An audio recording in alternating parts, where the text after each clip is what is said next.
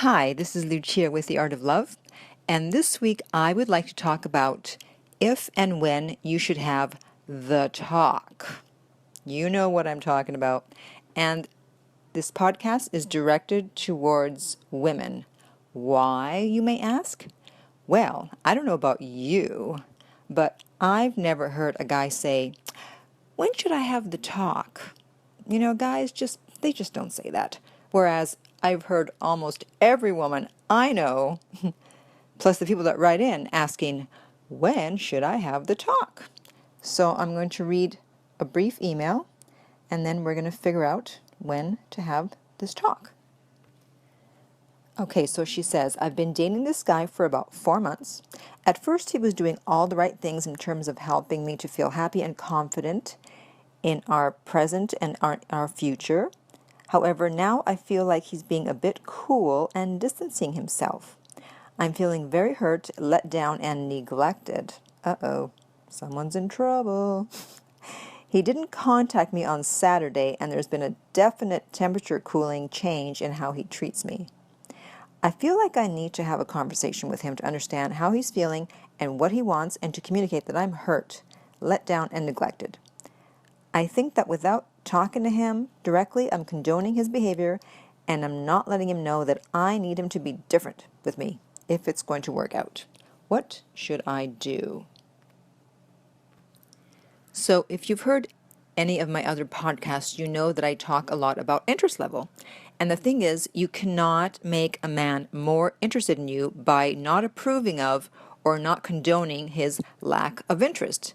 So he's either going to be interested or he's not. You can't make him love you or be more interested by telling him to, which is basically what the discussion would be when you're asking, what's going on or what's going to happen with our future, which is basically the talk. It's like, where's this headed?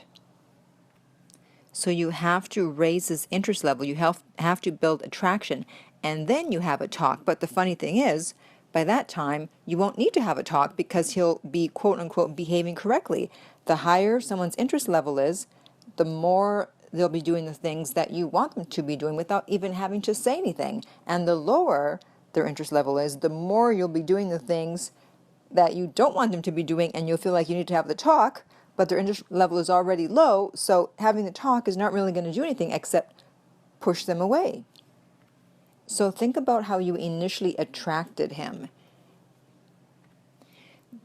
Did you sit down with him and have a logical discussion and give him all the reasons why he should be attracted to you?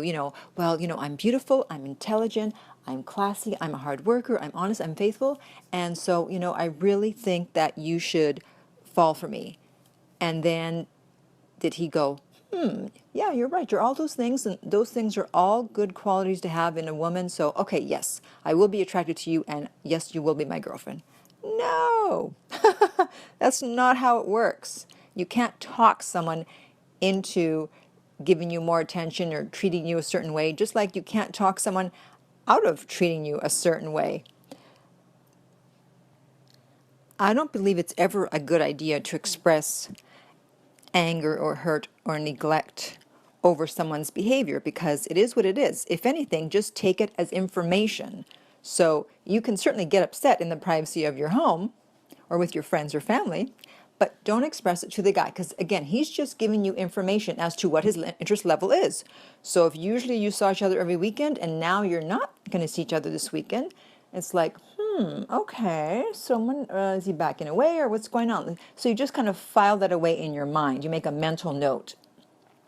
And you kind of keep track to see where it is, and you adjust your behavior accordingly. Kind of like if you're sailing, not that I know a lot about sailing, but let's say you need to go north. So north in this case would be, let's say, a commitment. And the wind is blowing in a certain direction. Let's say it's blowing northwest. So you are adjusting your sails to go north. And then all of a sudden, the wind starts blowing from another direction. And you don't say, "Hey, wind, first you were blowing in one direction, and now you're blowing in the other direction. What the hell? I need to go north here. What are you doing?" No. You don't talk to Mr. Wind. You adjust your sails, right? So you just keep on going as the wind changes. As the world turns, you adjust your sails And slowly, slowly, you get to where you're going. You get north. And so that's what you do in your dating life or in your relationship. You see what he's up to and you adjust your behavior accordingly. So let me give you a personal example. I was dating someone a while back, and we would only see each other once a week because of time, and usually it was on a Sunday. So now we hadn't seen each other for a week, and it was Sunday. So silly little me, I actually thought we were going to see each other that day. And then he said that, well, I'm really busy and I have to do laundry. And I thought, okay, interesting. And I said, okay, but he could tell from my expression, because we were on Skype, that I was not happy. So he ended up coming over anyway, but he told me that he did because he was afraid I was going to break up with him because he had seen my expression.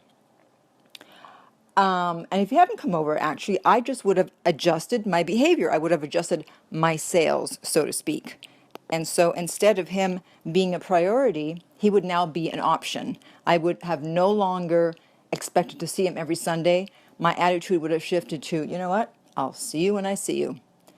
And so until you build attraction and have the person not even think about not seeing you, it's like, are you kidding? It's Sunday. We are definitely seeing each other. No, we're definitely seeing each other this weekend.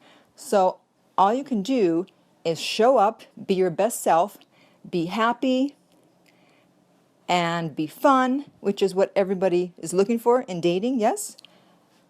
And go from there. And if that's still not good enough, if he's still pulling away, then all you can do is pull away. And if you're exclusive, you can have a talk with him and say, you know what, something's not right here. I feel instead of getting closer, we're pulling away.